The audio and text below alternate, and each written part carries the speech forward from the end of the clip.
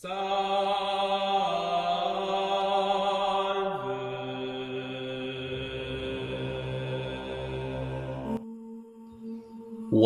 nang intro-intro. Pagdating nila sa pinag-iwanan nila Nuli ng mga manok, agad naman nilang kinuha ang mga ito upang hanapan ng makakalaban. Pagdating nila sa paradahan kung saan ang kapwa sabongero nila, kaagad naman silang pumwesto upang makapaghanda. Nang mapansin sila ng mga sabongero, doong mga bago sila sa lugar, isa-isang nagsitayuan ang mga ito at umupo sa tapat nila Nuli. Lahat ng mga hawak nitong mga manok ay masasabi mong purong mga imported. Kapag ang isang manok ay may nakakabit sa mga pakpak nito, ito ang palatandaan nila Nuli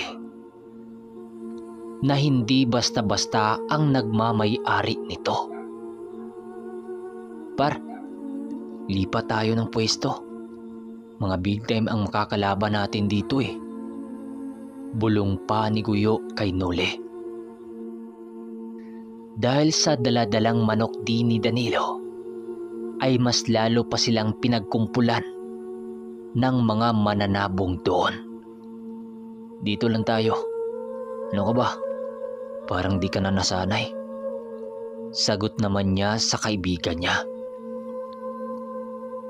Si Danilo noon, halos hindi na alam kung sino ang lalabanan niya dahil sa dami ng nag-aalok rito. Hanggang sa maya-maya pa ay napilitan na nga sinuling kasahan ang mga makukulit na mga magsasabong. Habang naghanap sila ng pwesto para magkabit ng tari, ay may biglang lumapit kay Nuli na isang binata. Manong, ba't kayo lumaban sa mga yon? Kilalang mahuhusay ang mga magsasabong na yon dito. Nang marinig ito ni Nuli, ngumiti lang naman siya at sumagot ng Alam mo manok mismo ang magpasya kung kailan siya mananalo o matalo. Dahil sa sinabi ni Nuli, hindi naman nakasagot ang binata sa kanya. Nakatingin lang ito sa kanyang pagkakabit ng tarik hanggang sa matapos ito. Pagpasok nila sa ruweda, doon nila nalamang napakadikuloso pala ng makakalaban nila. Halos ang mga namumusta ay sa kalaban ang nagtambak. Kampante naman ang kalaban nilang tumanggap ng dublado dahil sa tiwalang-tiwala sila sa kanilang pambato. Hindi nagkarga si Nuli ng mga dasal sa kanyang pambato, kundi inilagay niya sa tari nito ang kapiraso ng kahoy ng bertod na nagdadala ng swerte sa kanya. Maginoo ang labanang yon, kung kaya't hindi niya ginamit ang mga espiritual na kumbate. Dahil alam naman niyang walang sinasandalan ang kalaban na kung anong elemento. Doon din nalaman nila Nuli na ang binatang nakausap niya ay sa kanya pala nakapusta. Pagkabitaw ng mga manok ay agad nagsangkaan ang mga ito nang siyang ikinaingay ng paligid. Doon napatunayan ni Nuli na ang kapiraso ng kanyang gamit na nakalagay lang sa bayong ay napaka-epektibo pa rin. Dahil kitang-kita nilang dihado sa paluan ang kanila, pero ang kalaban ang napadapa sa sahig. Sa halos lahat kasi ng kanyang laban na matagal na panahon ay nakadepende siya sa mga usal at hindi niya ginamit ang kapiraso ng kahoy. Sa unang laban ni Nuli ay nagawang magwawagi sila. Paglabas nila ng ruweda, yung binata hindi pa rin humiwalay sa kanilang grupo. Panay ang pagtatanong nito kung taga-san sila o sino-sino ang mga pangalan nila. Sa pangalawang laban nila, wala pa ring kahirap-hirap na natalo nila Noli ang mga magsasabong. Ngunit sa pagdating ng pangatlo nilang laban, nakahanap din si Noli ng matinding laban kontra sa mabagsik na mga sabongero din sa lugar. Habang nag-iinuman kasi sila ng tuba, nakasipat siya ng 6 na kalalakihan na naglalakad papaloob ng sabungan. Halos lahat ng mga ito ay nakasuot ng mga sombrerong payuko. Alam niyo yung mga sombrero ng mga Vietnamese? Ganon ang suot ng mga ito pero gawa sa kawayan. Kulay itim ang mga sombrerong ito at lahat nakasuot nito. Nakayuko habang naglalakad. Mahaba din ang mga kasuotan nito na alam naman nila Noling normal lang ito sa kanilang lugar dahil malamig sa lugar na yon. Sa mga nagtataka kung bakit palaging nakasombrero ang mga nakalaban niya, ay pinaliwanag ito ni Manong Duming. Kaya nakasuot ng sombrero ang mga ito dahil ayon kay Manong Duming, sa sombrero nakapaloob ang mga aral nito na nakatakip o nakaselyo. Kumbaga, kapag tinatanggalan mo ng takip ang isang kaldirong may lamang mainit na sabaw, sisingaw ito. Ganon din sa kanila. Sisingaw ang tinatago nilang kapangyarihan sa katawan. Tinitigan lang naman ito ni Noli hanggang sa mawala ito sa kanyang paningin. Patuloy pa rin sila sa inuman noon hanggang sa nagpasya sila Noli na muling humanap ng makakatapat. Dahil sa nakatuon sa subukan ang kanyang isipan mamayang gabi, hindi niya napansing unti-unti na pala siyang nahulog sa patibong ng mga misteryosong nilalang. Dahil nung maikasa ang pangatlo niyang laban, nagulat siya sa kanyang nakakaharap sa ruweda. Ang akala pa nga niya, hindi pa sa kanya ang laban na yon. Dahil hindi niya nakita ang matandang nakipag-usap sa kanila kanina.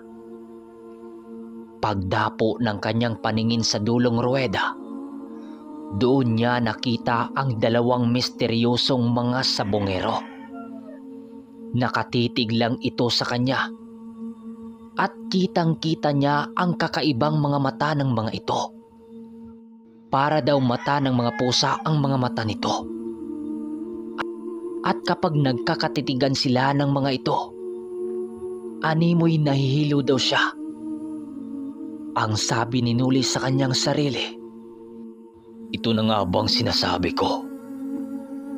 Sana kakayanin ng karga ko ang mga nilalang na ito. Pagbigkas niya ng mga salitang yan, ay ang pagbitaw ni Noli ng kanyang manok. Kaagad sumugod ang manok ng mga ito nang siyang sinalubong ng kanyang tandang. Animoy ang naglalaban ng mga oras na yon ay gabay sa gabay. Bawat palo ng magkaparihang pambato, kitang-kita nila Danilong parihang tumatama yon. Ngunit ang ipinagtataka ng namumusta, walang dugo ang tumagas sa magkaparihang pambato. Hanggang sa bumangga sa dingding ng ruweda gawa sa kawayan ang pambato ni Noli. Sigawan ng sigawan noon ang mga namumusta na para bang mga baliw. At ang ikinagulat pa nila Noli, yung mga taong nagsisigawan parang mga lutang. Yung mga paningin nito parang nakalutang sa hangin magmula nang pumasok ang mga misteryosong lalaki.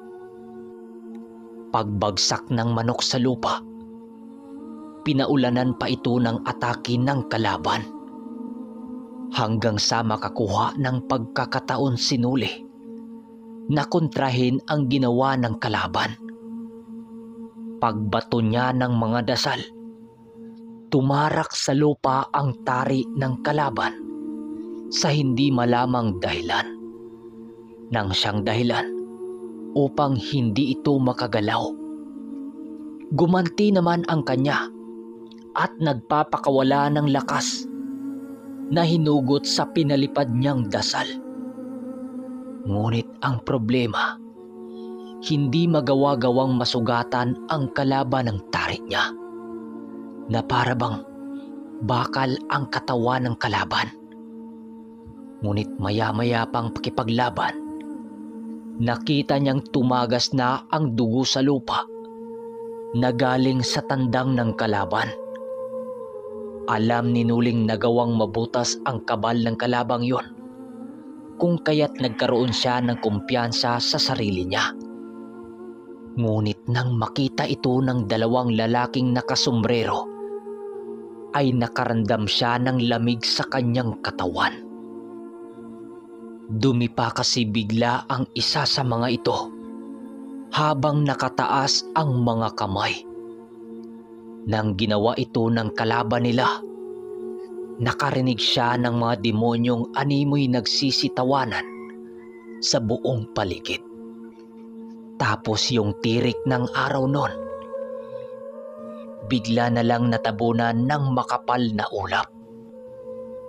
Dahilan para mabigyan sila ng lilim sa sikat ng araw. Nakakita rin siya ng isang figura ng isang nilalang na purong kalansay, na may mga malalapad na pakpak. Pero pagbaling niya ng tingin sa kanyang manok, nakita niyang nakadapa na ito sa lupa at sumusuka ng dugo. Maya-maya din ay kinuha din ito ng sentensyador. Pagtingin niya sa pagmumukha ng dalawang nilalang, nakangisi ito na para bang tinatawanan siya nito. At matapos yun, kaagad din yung lumabas ng ruweda at biglang naglaho. Dahil sa mga kaganapan, nagulat ang buong mga kasamahan niya, lalo na si Danilo, dahil alam nitong hindi basta-basta itong sinuli. At doon napagtanto niya na maaring nilinlang siya ng mga ito sa pamamagitan ng imaheng nasisipat niya sa ulap upang malingat siya sa kanyang pambato. Paglabas nila ng ruweda, hindi lubos maisip noon ni Nuli kung bakit nagawang makalusot ang salamangka ng kalaban. Sa kabila ng nakabakod ito ng mahihiwagang kabal, at isa lang ang duda niya dito, maaring may tumulong dito na isang nilalang upang buksan ang ginawa niyang pananggalang, hanggang sa nagpasya siyang ipahanap ng mga kasamahan niya ang mga misteryosong mananabong. Ngunit ginaladkad na nila ang lugar. Hindi nila nagawang matagpuan ang mga lalaki, kung kaya't napilitan sinuling ilaban sa ibang mga sabongero ang natitira niyang manok. Ngunit talagang mapaglaro ang mga lalaking yon, dahil sa pagpasok niya sa ruweda, nandoon na ang grupong nakalaban nila. Nuli, huwag ka nang magpipigil. Ibuhos mo na ang lahat mong nalalaman dyan. Baka mamaya, maiisahan ka na naman. Bulong naman ni Danilo habang kasakasama nito sila Guyo at ang buong pangkat nila. Hindi pa man nabitawan ang mga tandang, ayan na naman. Nakakakita na naman siya ng 4 na babagsik na mga nilalang na kasama ng 2 lalaki. Paglalarawan ni Nuli sa mga nakita niya, Mahalin tulad ito sa mga kalansay na tao na may daladalang mga sandatang gawa din sa buto. May mga pakpak din ito at alam niyang kagagawa na naman ito ng dalawang mga nilalang. So mga kaermitanyo, hanggang dito na muna ang ating kwento. At mag-comment kayo sa baba kung sino ang magpa-shoutout. At babasahin natin yan kinabukasan. Maraming salamat.